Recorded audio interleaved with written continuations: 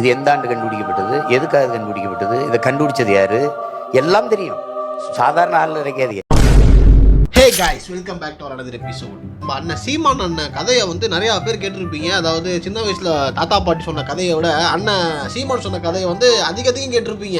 அரிசி சைஸ் இருக்கிற தொட்டாலேருந்து, ஆமக்கறியிலேருந்து, ஆமாவோட கவுத்து போட்டு அதில் படகு சவாரி பண்ணதுலேருந்து, 74 78 அந்த மாதிரி ஒரு கன்னை யூஸ் பண்ணதுலேருந்து, அந்த வரிசையில் சோஷியல் மீடியாவில் இன்றைக்கி பரவிட்டு இருக்கிற கதை என்னன்னு கேட்டிங்கன்னா, நம்ம பிரேசில் நாட்டு ஃபுட்பால் பிளேயர் பீலேவோட கதை தான் இன்றைக்கி பயங்கரமாக பரவிட்டு இருக்குது. அண்ணன் என்ன சொல்கிறார் அப்படின்னா, பீலே வந்து ஒரு மேட்ச் விளாண்டுக்கிட்டு இருக்காப்புல, கோல் போட்டாப்புல, அது வந்து கோல் போஸ்ட்லேருந்து 2 அங்குலம் அங்கிட்ட போயிட்டு பால் அவே ஆயிடுச்சு.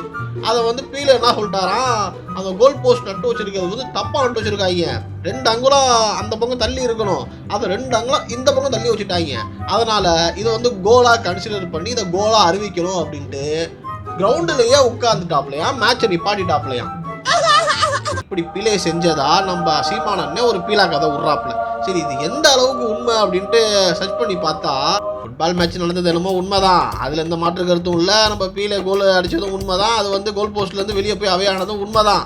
ஆனால் பீலே எந்த இடத்துலையும் நடு கிரவுண்டில் உட்காந்து அலுவலை, மேட்சை நிப்பாட்டுங்களா, இந்த மாதிரி இது கோலு, இதை வந்து நீங்கள் வந்து எப்படி இது பண்ணலாம் அப்படின்ட்டு அறிவு இருக்கிறவனும் பண்ண மாட்டான். அதுவும் பீலே மாதிரி ஃபுட்பாலில் ஒரு நல்ல பிளேயராக இருக்கிறவன், ஃபுட்பால் நல்லா தெரிஞ்சவன் இந்த மாதிரி ஒரு விஷயத்த பண்ணவே மாட்டான். ஆனால் இதை நம்ம அண்ணன் சீமான் எப்படி சொல்கிறாப்புல அப்படின்னா, பீலே வந்து அந்த ஃபுட்பால் மேட்சையே நிப்பாட்டிட்டான் அந்த நேரத்தில். சாதாரண ஆள் நினைக்காதீங்க. அது கோலு அப்படின்னு சொல்லிட்டு சண்டை போட்டு அதை கோலாக மாற்றி அதுக்கப்புறமேட்டு அடுத்த மேட்சை கண்டினியூ பண்ணியிருக்காங்க அப்படின்ற மாதிரி நம்ம அண்ணன் சீமான் சொல்கிறாப்புல.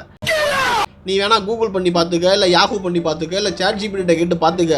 அங்கே வந்து மேட்ச் நிப்பாட்டினதுக்கான எந்த ஒரு ஆதாரமும் கிடையாது. அவர் அடித்த கோலை வந்து கோல் அப்படின்னு சொல்லிட்டு டிக்ளேர் பண்ணதுக்கும் எந்த ஒரு ஆதாரமும் கிடையாது.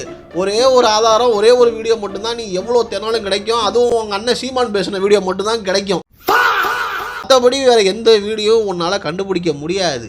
ஏன்னா அப்படி ஒரு சம்பவம் நடந்துருந்ததுனால கண்டுபிடிப்பீங்க. அப்படி ஒரு சம்பவம் தான் நடக்கவே இல்லையே. மாஷா அல்லாஹ், அவர் ஓலாக்கதை ஓட்டியே பழகிட்டாரு, அதை நாங்கள் கேட்டே பழகிட்டோம் அப்படின்ட்டு கீழே உட்காந்து கை திட்டுறீங்க பார்த்தீங்களா. உங்களை நினச்சா தாண்டா பாவமாக இருக்குது. இவ்வளோ பெரிய பொய்யை கூட உண்மைன்ற நினச்சிக்கிட்டு கையை தட்டி இன்னும் அதுக்கு வந்து பேசிக்கிட்டு இருக்கீங்க. இல்லை அது உண்மைதான் அப்படின்ட்டு சண்டை போட்டுக்கிட்டு இருக்கீங்களா கமெண்ட் செக்ஷன்லையும் ரிப்ளை வீடியோலையும். எனக்கு புரியலை, அது பொய்யடா, அது நடக்காத விஷயம்டா அது. இதில் இன்னொன்று கவனிக்கப்பட வேண்டிய விஷயம் என்னன்னா, அண்ணன் சீமான் சொன்னதை 100% பொய்ன்னு நம்மளால எடுத்துக்க முடியாது. அதையும் நான் சொல்லிக்கிறேன். என்ன சொல்றேன்? ஏன்னா அண்ணன் சீமான் சொன்ன விஷயம் வந்து 50% உண்மை, பாக்கி இருக்கிற 50% அண்ணனோட 12 மணி தாட்ஸ் எல்லாம் மிக்ஸ் பண்ணி சொல்லியிருக்காப்புல. ஸோ அண்ணன் சொன்னது 100% உண்மைன்னு எடுத்துக்க முடியாது. ஆனால் அண்ணன் சொன்ன விஷயம் நடந்திருக்குது. என்ன குழப்பறேன்னு பார்க்குறீங்களா? பீலே அங்கே கோல் அடித்தது உண்மை, அது வந்து கோல் போஸ்ட்டுக்கு போகாமல் 2 அங்குலம் தள்ளி போனதும் உண்மை. அதுக்கப்புறமேச்சு மேட்ச்சு கண்டினியூ ஆயிடுச்சு. பீலே வந்து உட்காந்து அழுவலாம் கிடையாது, மேட்சை நிப்பாட்டுங்க இது கோல் அப்படின்னு சொல்லிட்டு பீலே சண்டை வளர்க்கவும் கிடையாது. மேட்ச் முடிஞ்சதுக்கு அப்புறமேட்டு இதை பற்றின ஆர்கியூமெண்ட் நடந்திருக்குது. இது 2 அங்குலம் கோல் போஸ்ட்டு வந்து தள்ளி இருக்குது அப்படின்ட்டு இந்த மாதிரி டாக்கெல்லாம் போயிருக்குது. ஆனால் அண்ணன் சொன்ன மாதிரி பீலே நடு கிரவுண்டில் உட்காந்துக்கிட்டு அந்த மேட்சை நிப்பாட்டலை. அதை கோலாக அனௌன்ஸ் பண்ணுற வரைக்கும் நான் மேட்ச் நடத்தக்கூடாது அப்படின்ட்டு பீலே சொல்லலை. இதுதான் உண்மை. இப்போ அண்ணன் இதில் என்ன விதமான ஒரு ஸ்ட்ராட்டஜி யூஸ் பண்ணுறாரு அப்படின்னா, ஒரு விஷயத்த முழுக்க பொய்யா சொல்லியாச்சு அப்படின்னா அதை ஈஸியாக கண்டுபிடிச்சிருவாங்க. அதாவது பாதி உண்மை பாதி பொய்ன்னு சொல்லும் போதே பொழக்கிறாங்க. இதில் மொத்தமுமே பொய்யா இருந்துச்சுன்னா செத்தாங்க, அவ்வளோதான், முடிஞ்சு போச்சு. அதனால் இந்த இடத்துல தான் அண்ணன் ஒரு ஸ்ட்ராட்டஜி ப்ளே பண்ணுறாரு. ஒரு விஷயம் சொல்கிறோம் அப்படின்னா அந்த விஷயத்தில் ஒரு உண்மை கலந்த பொய்யா நம்ம சொல்கிறோம் அப்படின்னா அந்த விஷயத்த வந்து நம்பிடுவாங்க. அதை வந்து பெருசாக உட்காந்து ஆராய்ச்சிலாம் பண்ணிக்கிட்டு இருக்க மாட்டாங்க. இந்த மாதிரி வாய்ப்பு எல்லாருக்கும் அமைஞ்சிடாது. அந்த ஸ்ட்ராட்டஜி அண்ணன் யூஸ் பண்ணி நாம் தமிழர் கட்சியில் இருக்கிற பசங்கள் எல்லாத்தையும் வச்சிருக்காப்புல. இதான் உண்மை. இது இவங்களுக்கு இன்னும் எத்தனை வருஷம் கழிச்சு தெரிய வரப்போகுதுன்னு தெரியல.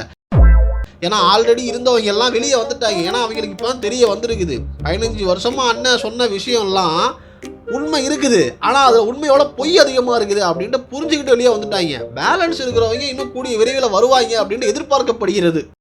ஓகே காய்ஸ், பீலே விஷயம் கடைசியாக ரிவீல் ஆயிடுச்சு. பாவம், இது வந்து அந்த பீலேக்கே தெரியாத ஒரு விஷயம். அந்த நேரத்தில் நான் வந்து இந்த பீலே ஃபேன்ஸுக்கிட்ட நான் வந்து மனதார சாரி கேட்டுக்கிறேன். ஏன்னா யூடியூப்பில் வந்து எல்லாம் சப்டைட்டிலோட இங்கிலீஷில் போயிட்டு இருக்குது. ஒருவேளை அவங்க பார்த்தாங்க அப்படின்னா அவங்கள்ட்ட நான் சாரி கேட்டுக்கிறேன்.